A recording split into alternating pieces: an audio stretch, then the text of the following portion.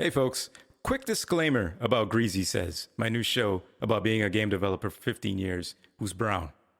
Okay, Greasy Says contains explicit language, adult situations, and viewer discretion is strongly advised. Right? Greasy Says is supposed to be a comedic take on what it's like to be in the gaming industry from my perspective, but I'm not out here trying to make people feel uncomfortable just for the sake of it. So, to sum it up, I have a potty mouth. Don't let your kids listen to this shit. And kings and queens above 18 only. Let's try that. All right? Lay is...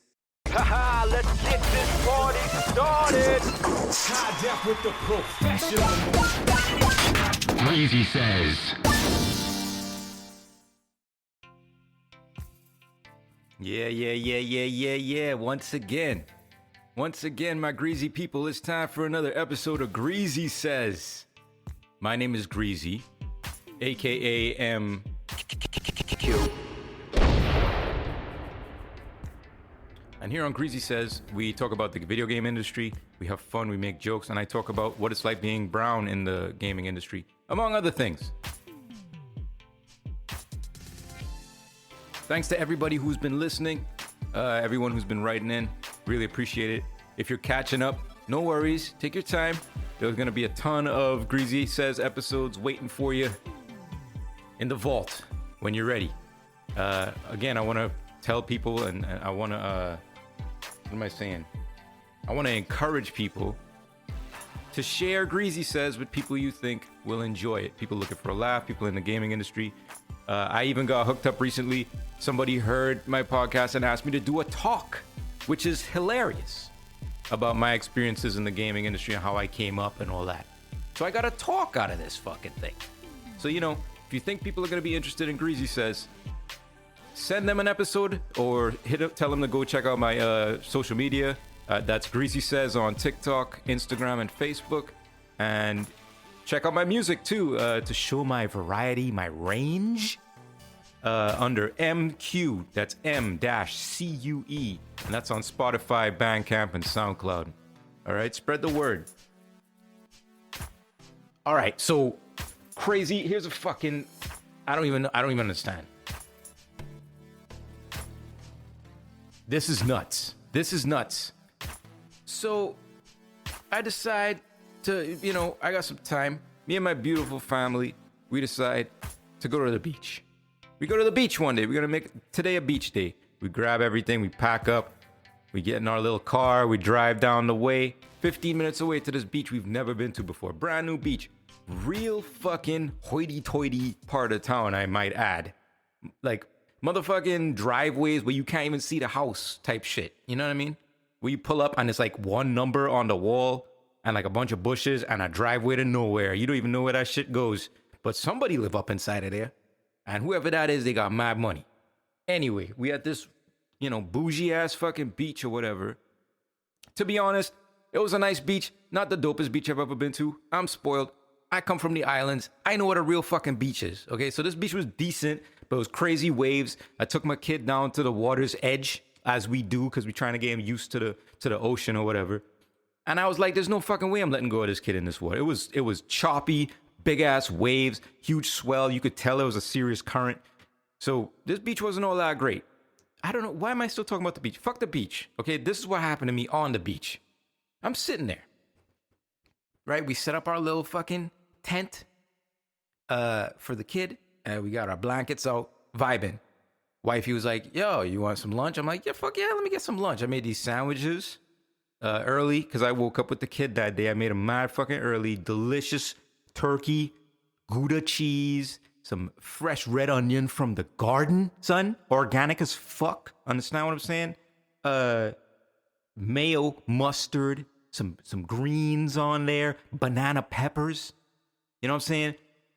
Pickles, bread and butter pickles. Delicious fucking sandwich on a roll, on a beautiful, I think it wasn't even a wheat roll. It's just a white bread roll, but it was good. It was great. I had made it with love, wrote our initials on it, all that shit. I'm sitting there, I crack open this sandwich. I'm like, man, this sandwich is good. Take a first bite. Sandwich is good as fuck. It's got enough pickle juice. Shout out to fucking Hannibal Buress. It's got pickle juice flicked on there. Flavors kicking. I'm like, yeah, this is a good ass day, right? I take another bite. The sandwich good as fuck. And then, out of nowhere, like a thief in the night, I got fucking tackled by a fucking seagull. I'm not even lying to y'all. I'm not exaggerating this shit. The seagull he must have been up in the air, scouting the fucking beach like Solid Snake. You know, going through the sky, just like, which motherfucker's sleeping out there? Which one of you motherfuckers? And he saw me and my sandwich out on the side because I wasn't paying attention. I turned my head for a millisecond, not paying attention to my sandwich. The motherfucker swooped in, jiu-jitsu'd me. He stiff arm, like in football when you stiff arm somebody, he stiff winged me, dog. He stuck his wing out in my face, hit me with two kicks on his flap legs or whatever, stuck his beak into the sandwich. Let me explain to you the precision with which this motherfucker stuck his beak in the sandwich. I'm holding it. He gets his beak in there and he pulls out all the contents of the sandwich. The turkey, the delicious Gouda, the fucking red onions, what else did I say? All that shit that was in there, banana peppers. The motherfucker grabbed the whole slab and was like, yoink, right out the fucking sandwich and bounced. And ate the shit like 5 feet from me. Flew off. A bunch of seagulls flew in, was like, yo, what's up? You got some food? By the time they arrived, he had already eaten that shit. He was like, and swallowed the whole fucking thing. The most gangster fucking seagull I've ever seen, dog. This shit happened in like a millisecond. He came in, fucked me up, literally jumped me for my sandwich, snatched it, left me with 2 pieces of bread. Empty. An empty ass sandwich. Empty dreams in my hand. In the foil. Dog, I felt chumped. I felt shook. The motherfucker, he sunned me. He basically lunched me. He took my food at lunchtime. This motherfucking seagull, his jujitsu was like, his grapple game was phenomenal. Because I couldn't even predict what was gonna happen. He swooped in silently, hit me with the fucking stiff wing, and grappled my sandwich within a second.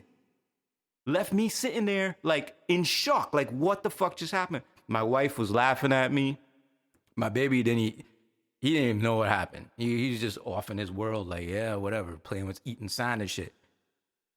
I don't know if anyone on the beach saw me, but I looked around and everybody act like, I ain't see shit. I ain't see you just get fucking fucked up by that seagull. Definitely didn't see that. It's beautiful out today, isn't it? Dog, I felt so small. And I like seagulls. But this seagull, like, it was one of two things. This seagull hadn't eaten in a while and was like desperate. I was like, I'm just gonna fuck somebody up and take their sandwich meat. Or this was a racist ass bird. Because I was on the beach, I looked up and down the beach, and there was no brown or black people on this beach. Because, I mean, it's a bougie part of town, middle of the week. There's a bunch of white people. This seagull saw me, and he must have profiled me, yo. He profiled me and took my sandwich. Fucked up. And just in another Greasy Says episode, I was talking about, saving the seagulls. Don't put plastic in the ocean so that the seagulls don't eat it and die and whatever. But seagulls don't give a fuck about my fucking crusade. The motherfucker just rolled up and took my sandwich. So fuck seagulls. Fuck a seagull. Shit. For real, y'all gotta watch out for these seagulls out here. They are different now. I've never seen a seagull be so bold. And I definitely never seen a seagull just straight up roll up on a motherfucker. Like, I felt kind of bad because, I should have been more. I pride myself on being aware. I pride myself on knowing what the fuck's going on, knowing when some bad shit's gonna happen. What happened to me? Am I getting soft? If I'm getting jumped by a seagull, am I getting soft? I might be living this cushy ass life a little too much. I gotta get out there on the beaches and learn what these seagulls are up to, because this was a different kind of attack. This was some jihad shit. Okay? Watch out there. Be careful out there next summer, because they are evolving, they are organized, okay? They have purpose, and they hungry as fuck. So guard your grill. All right, what else we got? Seriously, yo, I was shook. I was shook for a minute. What we got here? That's it. That's all I wanted to tell you about. Let's get on with the fucking show. What key should we be in today? You know what? Let's let the AI decide. Generating key.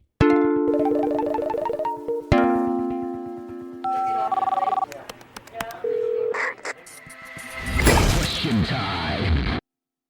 Hey, Greasy, tell the people how you feel about AI and game development. AI is a real buzzy word nowadays, isn't it?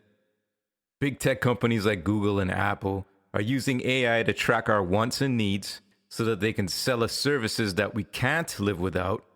Then they use those services to collect even more data to feed their AI. The wheel turns.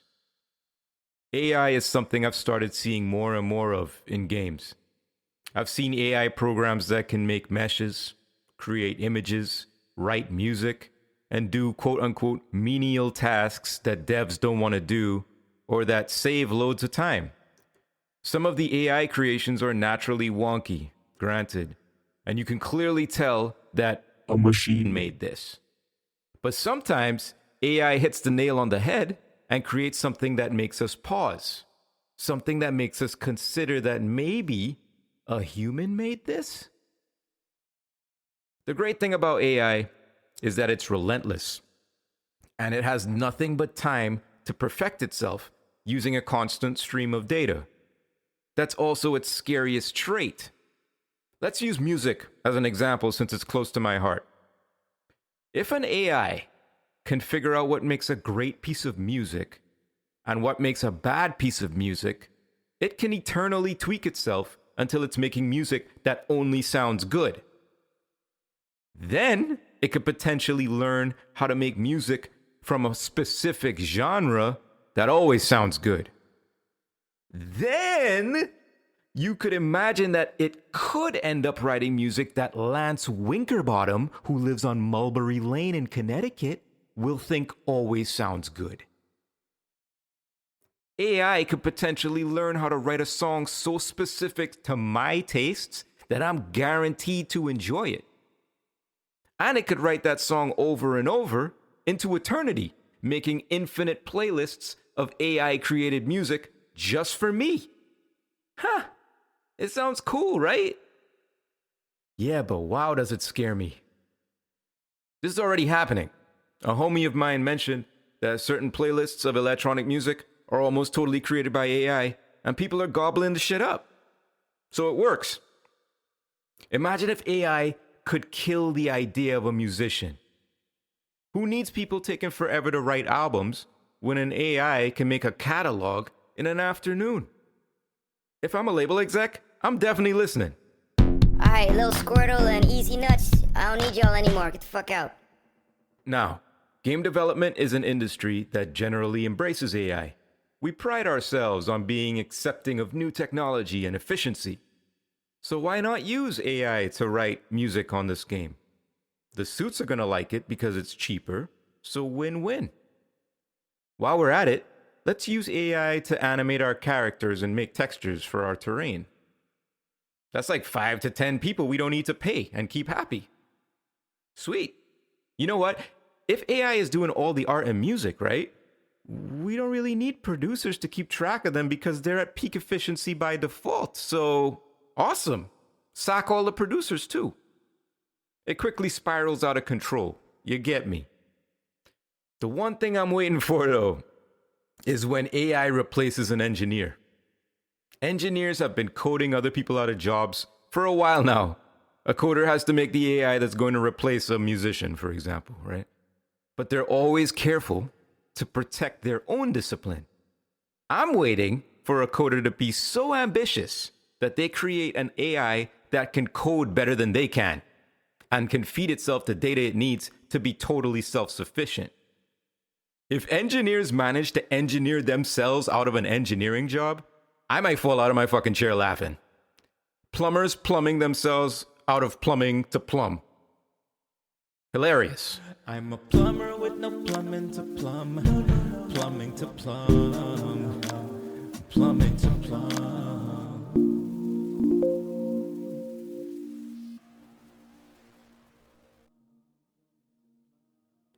Does AI scare you as a game dev? Do you even think about it? Have you noticed AI popping up more and more as tools for better game development? And here's the big question. Are we all about to get replaced? Reflection. Yeah.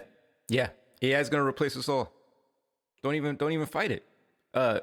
Wasn't Elon Musk, when he was still like poor, like not a gajillionaire, he was talking about AI on Joe Rogan or something, and he's like, this shit freaks me out. He was getting all bummed. Sad Elon. You don't usually see a sad ass Elon, but he looked sad as fuck when he talked about AI. Yeah, man, AI is powerful. I'm seeing stuff now that's doing stuff that I used to do coming up in audio, like by hand, and it just does it immediately and saves tons of time. Why wouldn't you use a tool like that? But yeah, it's gonna happen. Thanks, plumbers. But here's another thing. It's a crazy thought I had. Okay, so let's say we don't even need people to make games anymore. Like AI does everything. EA creates a big fucking hub of computers that is the EA AI. I'm patenting that shit right now. Don't even try to take it. And this AI is just cranking out Maddens. Perfect Maddens. Every year, perfect Maddens. People love Madden. But imagine if, like, okay, so we don't need people to make games anymore. Do we even need people to play games? Right? Imagine a world, hear me out, imagine a world in which AI plays the games that AI makes, right? So instead of playing the game, you could just go on YouTube or something or Twitch and watch a let's play of an AI playing the game that an AI made and doing commentary, AI commentary, because it scraped all the data from all the let's plays and all the streamers out there, and now it's like super funny and cute and does all the right things and says all the right things and never gets in trouble and never says any racist things about Jews. Wink, wink. Now you have a perfect AI created streamer. But then that's taking a step further. Like, then why even have people watching the Let's Plays? Like, might as well get AI to watch the AI Let's Plays of the games that are made by AI. And then the cycle's complete. So, like, humans are dead. Like, we're all skeletons and we're all dust. Like in Terminator, like the beginning of Terminator. We're all just a bunch of skulls being crushed by tractors, robots on tractors. And the whole world is just AI watching Let's Plays forever. Is that a world, you know, do you want to live in that post-apocalyptic world? I mean, there are worse possibilities in terms of apocalypses, you know. And we just never play games again. Now the AI plays games. I wonder if we could train the AI to do social media too, and then like, comment, and subscribe to the AI's social media. But the AI is what's subscribing. It's not like a person. Whoa. Get on it, plumbers. I want to see this future. What you play, what you play, what you play, what you playing, what are you playing?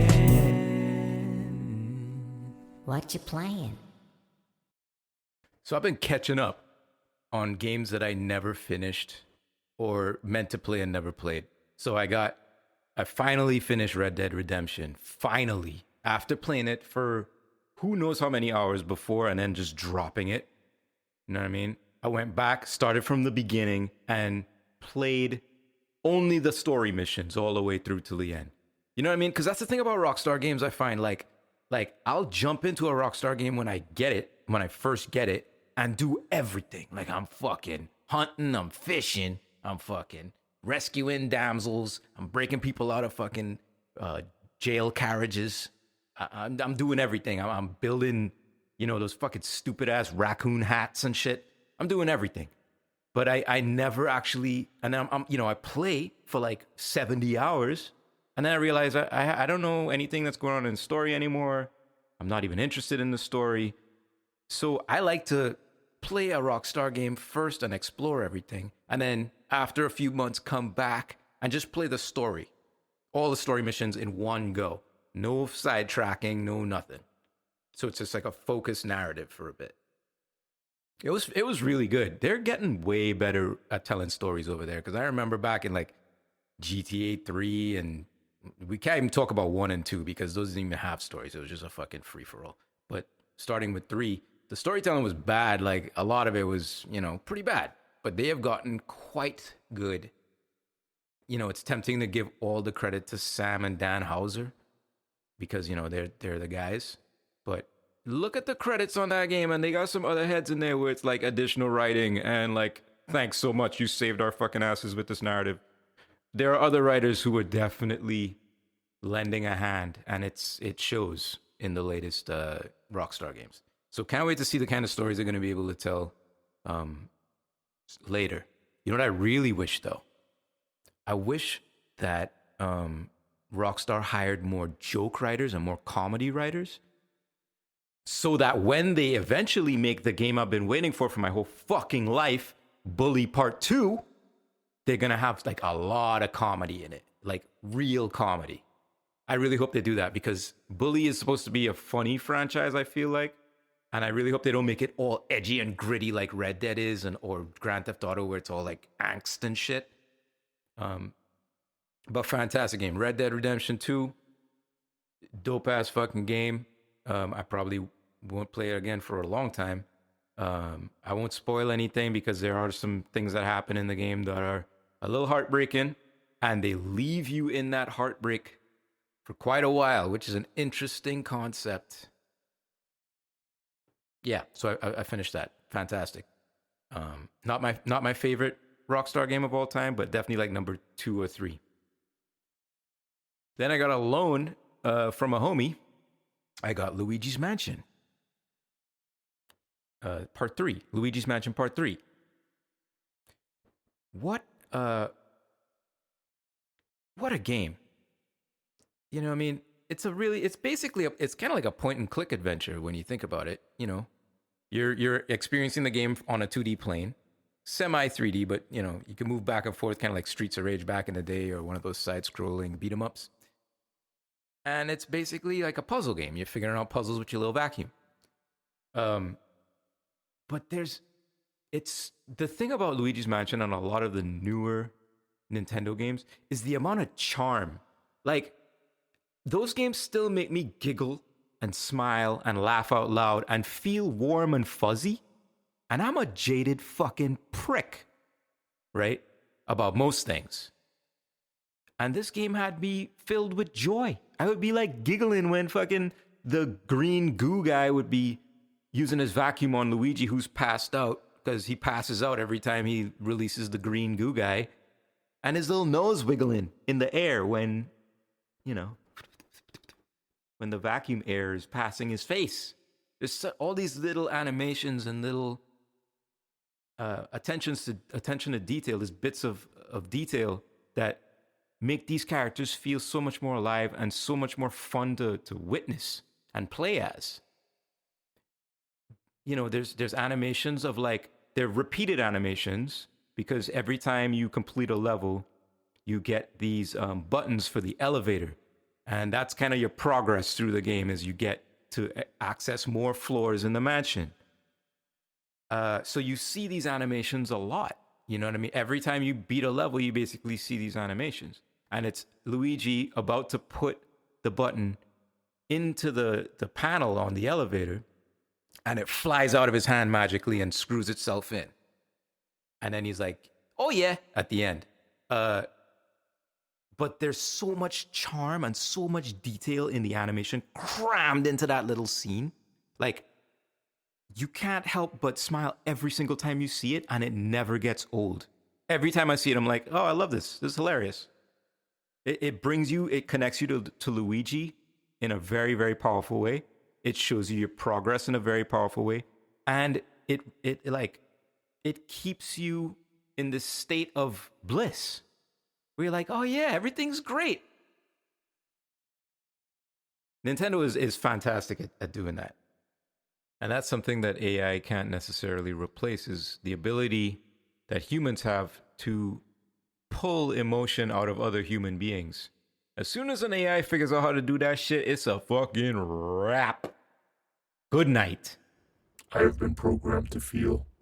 Please kill me. I would say that Rockstar is exceptional at making games feel bleak and hopeless, and Nintendo are the kings of, or queens or whatever, of pure feel good in their games. And I wonder if that's almost like a pillar of how they develop games, is like the feel of the game is paramount to the brand of the studio. I don't know, I might be wrong, but it seems like a good thing to do as a game dev studio, is to kind of nail down and write down, you know what I mean, as part of your ethos or whatever. What are your games supposed to feel like to a player? I'm sure a lot of people do it. I think it's a valuable exercise when you make any piece of art, is what do you want the person to feel? So you're not just making either a clone or this sort of directionless thing with no soul. You know what I mean? Anyway, so that's what I've been playing. What have you been playing? Tell me. I need new games to play. I reached out on TikTok and people gave me a ton of options and games that I should play. So that's great. And I'll be probably digging into those soon. But if you have a game you think I should check out, let me know. Greasy says on TikTok, Instagram, Facebook.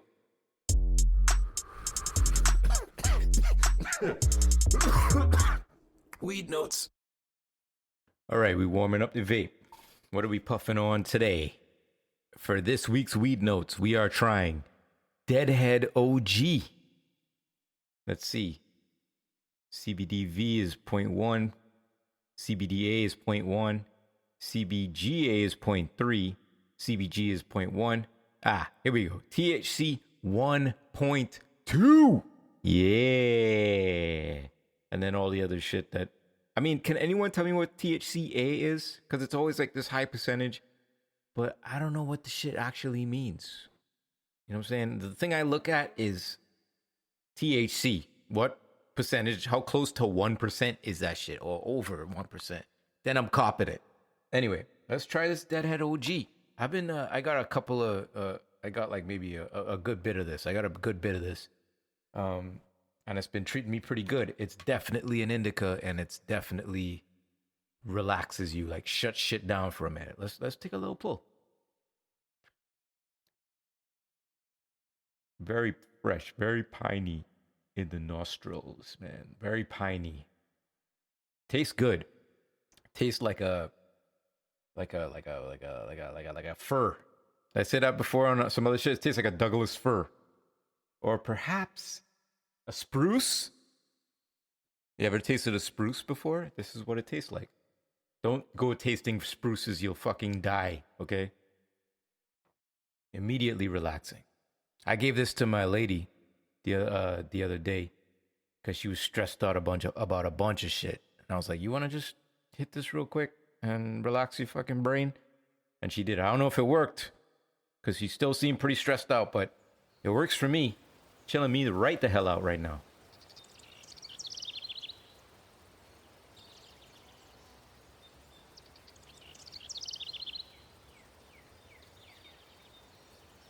Yeah, that's what I like about the OGs. The OGs are always a little sour, a little diesel-y, but they bring you down. They don't do couch lock. You know, you're not going to be stupid and not be able to do anything, but it definitely brings your energy way down to a healthier level.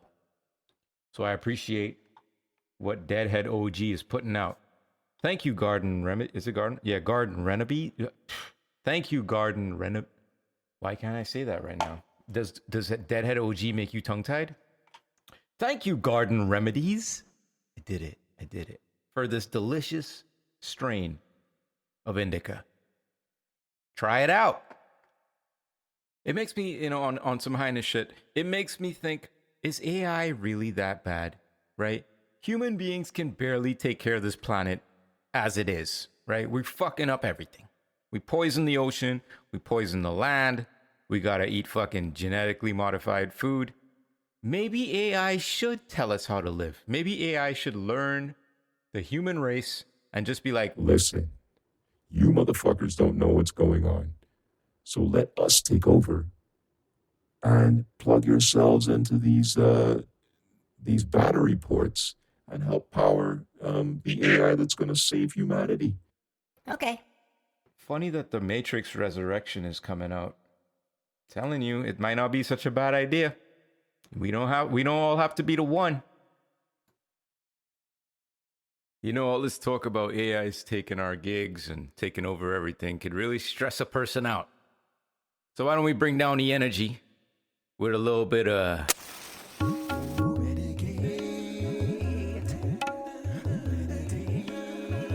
Medicate and meditate. I have a new idea for meditation this week. Let's think about 5 ways that working with humans on games is way more rewarding than working with AI. What makes working on games special? Because humans are involved.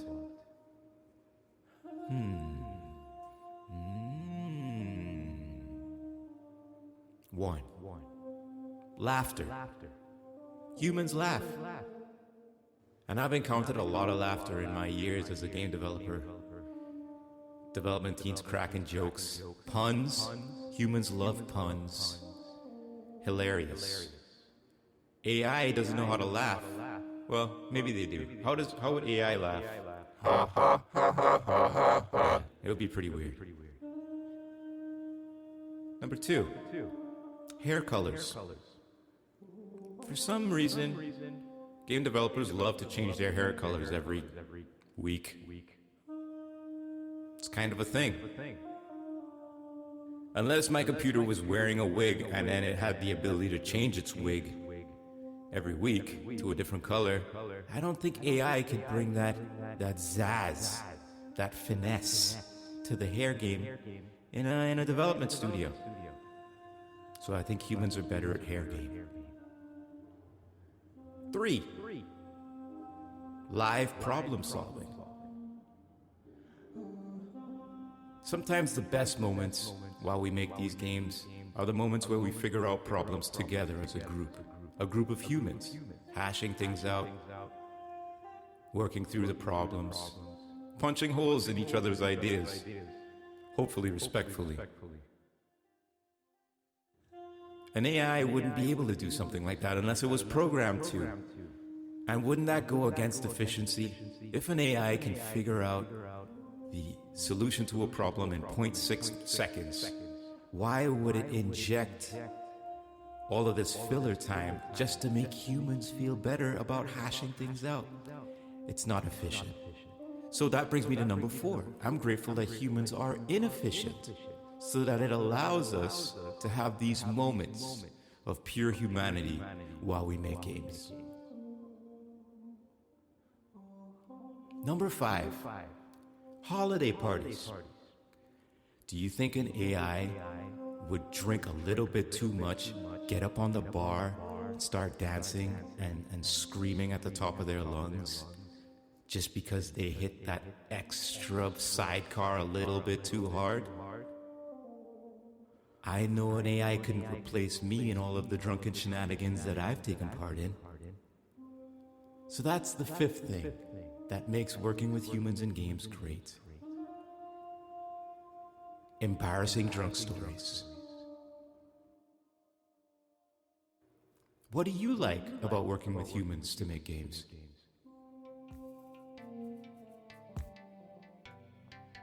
You know what? I will say, I wish there was an AI that can do social media for me, right? So I didn't have to do it. I could just kick back. So much of my time is used engaging on social media to like a small amount of people because I'm not a huge social media person. So like if an AI could do that for me, I would take that. I would use that, to promote me on, Greasy Says under TikTok, Instagram, and Facebook, or as M-Cue, M-Cue on SoundCloud, Bandcamp, and Spotify. I would have an AI tell you that, right? And you should follow me and like and subscribe and all that stuff. It would tell you to do that for me, and you would listen, because it would have optimized its message so that you would listen and act. Remember, you could always reach out to me and ask me for keys that you want me to do the show in. Please send me, even if you sent me one before, send me one again so I don't have to think about it. And ask me questions. Tell me about games that you think I should talk about. People have been doing that mostly in person to me, which is fine. It's just a lot to keep in your brain. It'd be nice if it was all written down somewhere. Maybe there's an AI that can do that for me. Anyway, Greasy people! Thanks for coming out. Like, subscribe, comment, give me feedback. Tell me that you love me with your deepest, deepest heart. And until next time, it's me, Greasy. And I'm checking out with the room key. Laters.